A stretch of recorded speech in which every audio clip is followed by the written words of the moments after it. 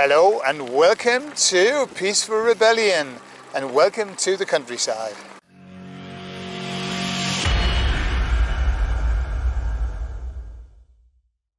So my son and I'll show you, I'm going to slow down so he goes forward, there he is, look. Hello. We are out on our electric bikes and now that we can charge them up, and we are just doing a little round of the country.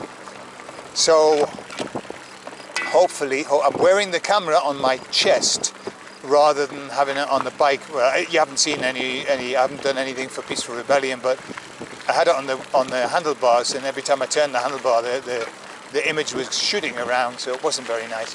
So I'm wearing it on my chest, and hopefully it's more stable. It's a bit bouncy, but never mind.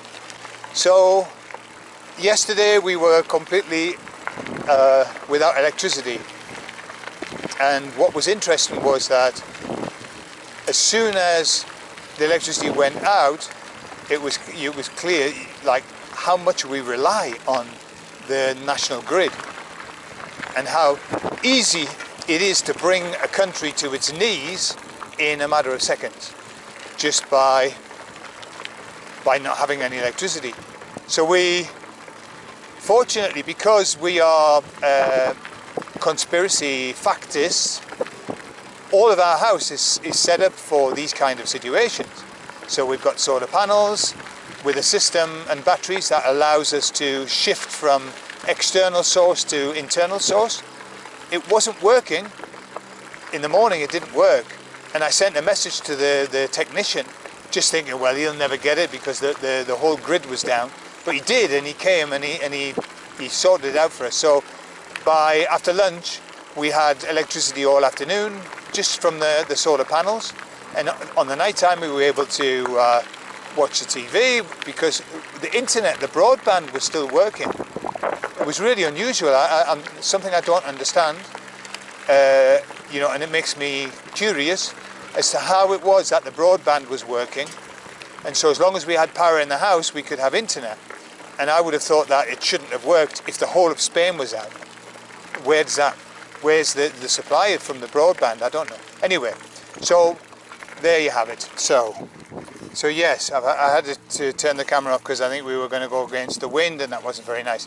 So yeah, we had everything that we needed at home to be able to get by because we'd already planned it for so long. You know, the time when we were going to be without.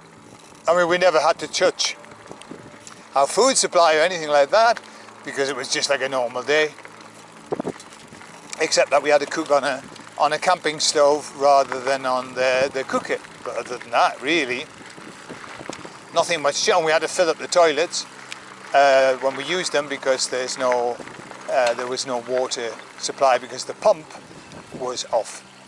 But other than that, everything was fine. So yeah. What I thought was great was that in the evening, Pedro Sanchez, he put a video out explaining the reasons behind all of this, which they didn't know, basically, and they blamed it on sort of climate change type of idea. And what really, really cheered me up were the comments. The comments on the videos. Now, the videos were like from El País, which is the main newspaper of Spain, and there were videos in YouTube, but every single comment, and because I had time, I looked through every single comment. Every single comment was from somebody who was awake, calling them out, calling them names, calling them liars, calling them everything. Just every single comment. There was not one comment that said, well, thankfully it's getting resolved. No, every single one of them. And that gave me a lot of hope. It's like, hang on a minute, maybe Spain is waking up, because I've never seen that in such high volume before. So people are fed up, people are fed up, and people are smelling the toast like, there's something wrong here, this isn't right. So brilliant, eh? Brilliant. Now we've got to go across this water. I'm going to go first.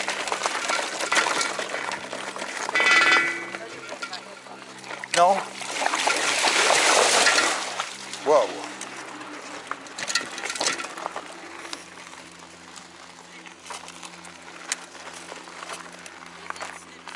No? Just go straight.